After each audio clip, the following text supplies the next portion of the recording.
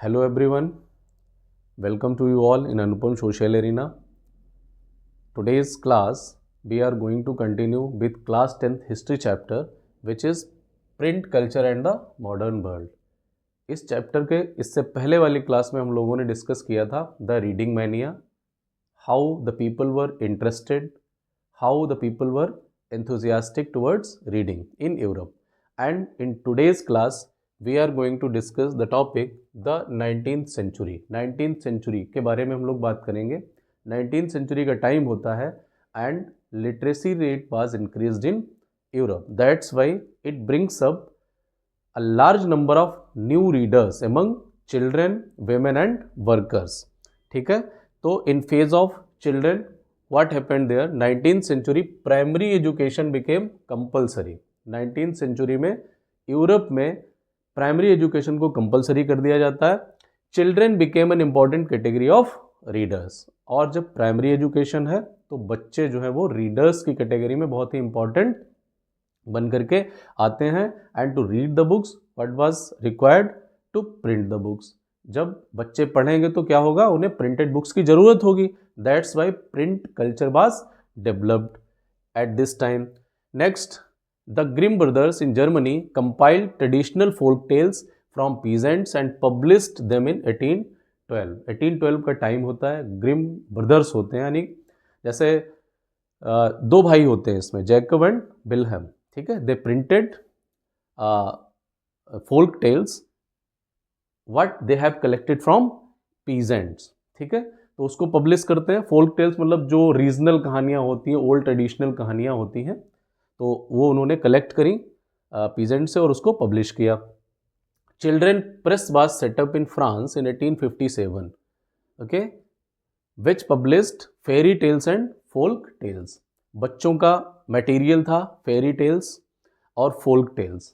ठीक है, इसको प्रिंट किया गया. और चिल्ड्रेन प्रेस, बहुत इंपॉर्टेंट लाइन है ये, children press was set up in France when in 1857.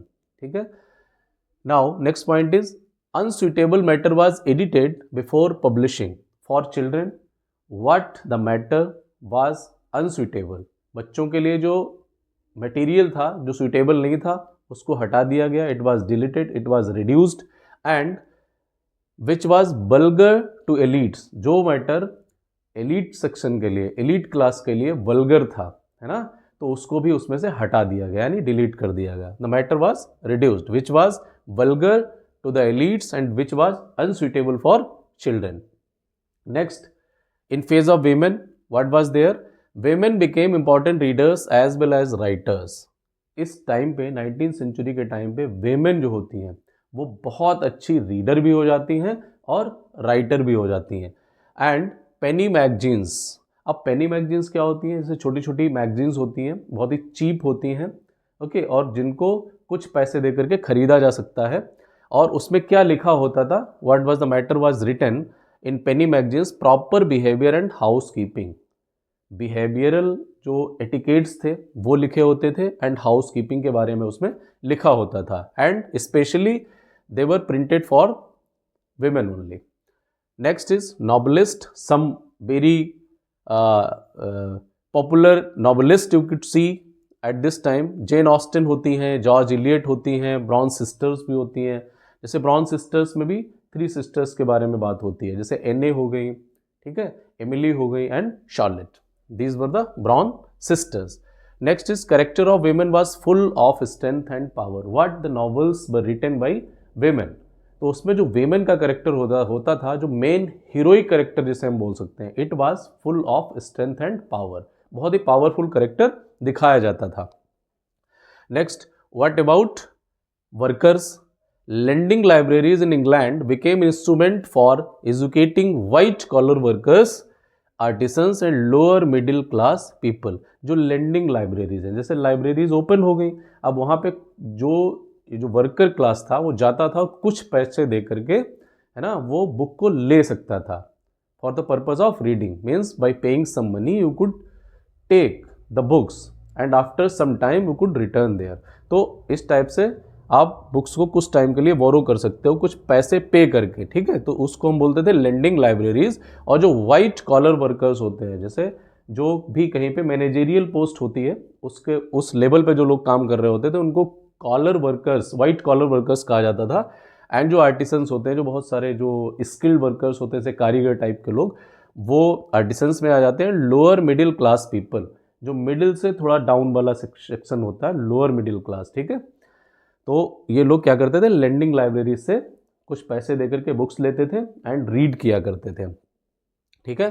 तो as working day shortened in the mid 19th century they had time for self improvement and self expression. बहुत सारे struggle किए workers ने to reduce the working hours and to increase the wages. तो after a time they got success, तो उनको success भी मिलती है। तो अभी जब इनका टाइम कुछ कम हो गया, working hours were reduce, then they were having some time to read the books and for self improvement and self expression. अब इनको टाइम मिल रहा था, that's why they started to read the books. Next is they wrote political traits and autobiographies in large numbers, ठीक है। तो उन्होंने political traits, क्या ट्रेट्स हैं which are required in political arena, तो उसके बारे में उन्होंने लिखना स्टार्ट किया एंड ऑटोबायोग्राफीज को भी बहुत ज़्यादा नंबर्स में लिखना स्टार्ट कर दिया।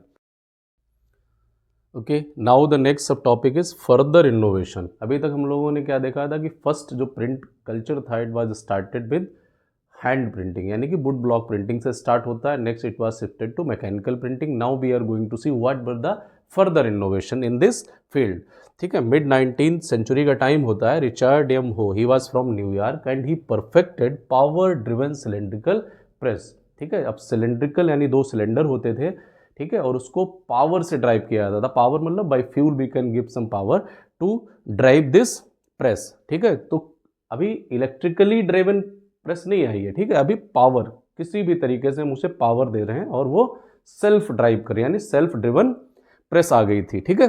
Now in late 19th century offset press was developed. Offset मतलब अभी इस टाइम पे could print 6 colours at a time. Offset का मतलब है कलर प्रिंटिंग वाज स्टार्टेड, ठीक है। एंड इस टाइम पे हम लोग 6 कलर्स जो को एक टाइम पे प्रिंट किया जा सकता था, ओके। तो ठीक है, now the next line is in 20th century electrically operated presses. 20th century का टाइम होता है, अब इलेक्ट्रिसिटी से ऑपरेट होने वाली प्रेस थी वो भी इंट्रोड्यूस हो चुकी थी, ठीक है, वो आ चुकी थी। Now the next point is method of feeding paper improved. जो पेपर फीड करने का मेथड होता है वो इम्प्रूव कर गया था। जो प्रिंटिंग प्रेसेस होती है उसमें जो पेपर फीड किया जाता था, ठीक है, प्रिंट करने के लिए, वो भी इम्प्रूव हो चुका था। Quality of plate became better. जो प्रिंट करने वाली प्लेट होती थी उसकी भी क्वालिटी बेटर हो चुकी थी। एंड ऑटोमेटिक पेपर रील्स, जैसे ऑटोमेटिक आपने पेपर लगा दिया वो फीड हो रहा है, ओके, एंड प्रिंट जो है वो चल रहा है लगातार, तो वो भी इम्प्रूव हो गया था। And photo electric controls of the colour register were introduce. इसका मतलब ये हुआ कि जो कलर पे जो फोटो इलेक्ट्रिक है, मतलब जो ब्राइटनेस है, जो नेचुरल लाइट है वो तो है, ठीक है, बट कितना हमें अमाउंट लाइट का चाहिए किस हिसाब से, उसको हम एडजस्ट कर पा रहे थे इस टाइम पे, ठीक है। तो आगे का जो चैप्टर है, आगे के टॉपिक्स हम नेक्स्ट वीडियो में कंटिन्यू करेंगे। Thank you so much for watching this video. Thank you.